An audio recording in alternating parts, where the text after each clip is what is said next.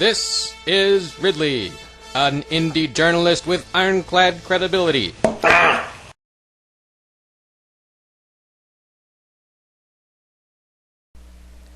How would you effectively spread the message of liberty if the internet were unavailable?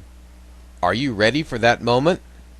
Do you know all your options for publicizing government abuses in the event of a crackdown on information? This is not just a hypothetical. If the government wanted to keep most Americans off the internet and silence its most independent opposition, all it would have to do is perform a false flag attack. It would perhaps strike selected hubs in its own power grid. Then it would blame terrorists or the opposition while conducting abuses with reduced public scrutiny. Or maybe they'd use legislation to silence independent media. How would you keep the message of liberty alive without liberty's #1 medium? More importantly, how would you spread the word about immediate abuses that might be occurring all around you during the blackout? I hope you will post ideas of your own in my comments section, but presumably we'd have to fall back on the methods that were used before. Here's the one I want to focus on today: flyering.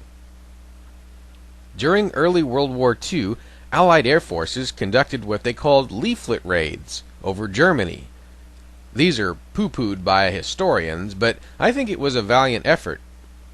If it could be done to the Nazis, perhaps it could be done to the Feds. Leaflet drops are biodegradable and environmentally friendly, but since that's technically littering, I don't advocate it unless the other means of communication have been silenced. Those who have an aircraft at their disposal would be the most effective, obviously, but we should probably focus on what you and I can actually do. Sophie, Scholl, and the Black Rose Society, of course, didn't have any aircraft, but they were able to make some degree of impact on the Nazis. They were leafleters in Germany during World War II. Again, if they could do it there, we can do it here. A tall building might fill the bill for spreading flyers over a sizable area. My brainstorm would be to have dozens or hundreds of flyers in hand, then take them to a well-trafficked area and just set them down. If it's outdoors and windy, nature may distribute them for you. You might have to fold each flyer separately to ensure the wind has maximum effect. In other words, you wouldn't want to have them neatly stacked, or they will not disperse very fast. Again, I don't advocate this method unless the government has gotten so bad that people actually welcome the temporary litter. If it's indoors, your stack would stay in place until confiscated. I suspect town halls would become communication hubs and gathering places. So would malls. Where the people gather, that is where you will learn and spread information. Even without a major crisis, it might be appropriate to put flyers of some type on bulletin boards or in stores. Probably it's just a good habit to get into.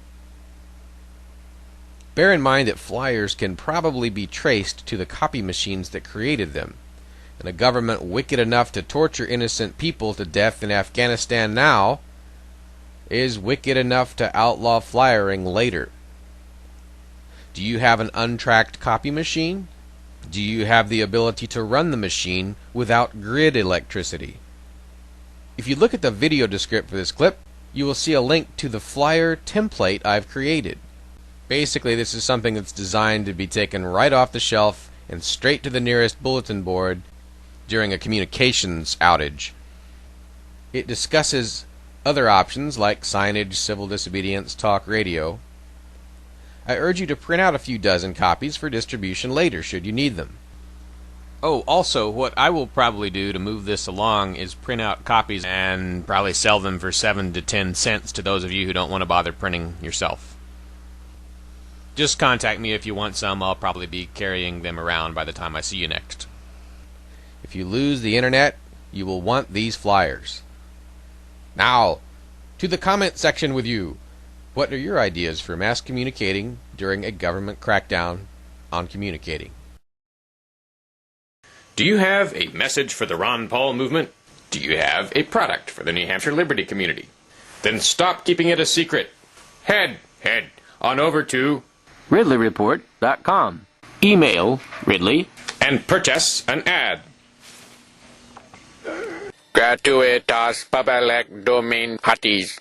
There is no humiliation nor privation Ridley will not endure to ensure your message gets out. RidleyReport.com